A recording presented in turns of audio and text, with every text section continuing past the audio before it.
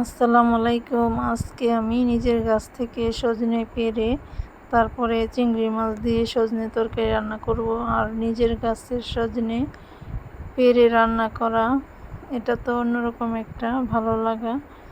আর আমাদের গাছে অনেক সজনে হয়েছে মাশাআল্লাহ। আর এগুলাই পেড়ে নিচ্ছি, অনেকগুলাই পেরেছি। এগুলা এখন আমি রান্না করে নেব। বেছে নিয়েছি, সজনেগুলি বেছে নিয়েছি।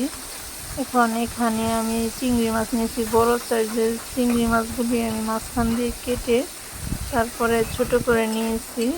আর পেঁয়াজ দিয়ে পেঁয়াজ আর লবণ হলুদ দিয়ে আমি চিংড়ি মাছগুলি একসাথে সব কিছু ভেজে নিচ্ছি। এই পর্যায়ে আমি এখন দিয়ে দিয়েছি কাঁচামরিচ দিয়ে সামান্য পানি দিয়ে আমি এখন মশলা দিয়ে দিয়েছি। মশলা দিয়ে আমি এখন চিংড়ি মাছ কষিয়ে নেব। কষিয়ে তারপরে আলু দিয়ে দিব। সজনে তরকারিতে সজনে আর আলু একসাথে দিলে মানে সজনেটা নরম হয়ে যায়, খেতে ভালো লাগে না। আর যদি আলুটা একটু সিদ্ধ হইতে টাইম লাগে, তাই আলুটা আগে একটু সিদ্ধ করে তারপরে সজনে দিলে বেশি ভালো হয় তরকারিটা খেতে। এখন আমি দিয়ে দিলাম সজনে। আর সজনেগুলি একদম পরিষ্কার করে বেছে নিয়েছে, মানে কোনো নাই, শাল টাল নেই, মানে একদম ভালো করে সজনেটা বাছা হয়ে গেছে। আর এগুলো এখন দিয়ে দিলাম পরিষ্কার করে ধুয়ে। এখন আমি আর নিজের গাছের সজনে তো কোনো হিসাব নেই, মানে মাশাআল্লাহ অনেকগুলোই দিয়েছি।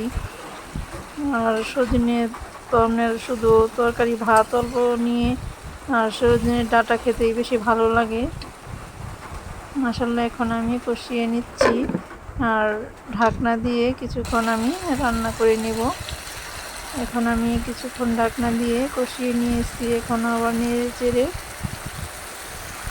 তারপরে আবার নেড়ে চেড়ে দিচ্ছি। ভালো করে নেড়ে চেড়ে কষানো হয়ে গেছে। এই পর্যায়ে আমি ঝোল দিয়ে দিব। এখন আমি ঝোল দিয়ে দিচ্ছি। আর ঝোলটা একদম মাখা মাখা হবে, অতিরিক্ত ঝোল দিব না, মানে পরিমাণ মতো থাকবে, হালকা ঝোল। আর এই হালকা ঝোলের তরকারিটাই খেতে বেশি ভালো লাগে সজনে ডাঁটার।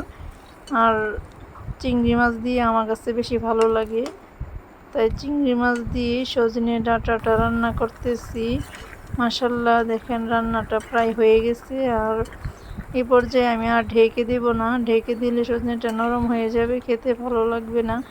আর সজনেটা যা সিদ্ধ হবে মানে তেমন বেশি নরম হবে না, এরকম এই পর্যায়ে তরকারিটা নামিয়ে নিলে খেতে বেশি ভালো লাগে। আর তরকারিটা আমার প্রায় হয়ে গেছে, দেখেন মাশাআল্লাহ একদম মানে উপকারী একটা তরকারি। আর সজনে তরকারি খেলে নাকি অনেক স্বাস্থ্যের জন্য অনেক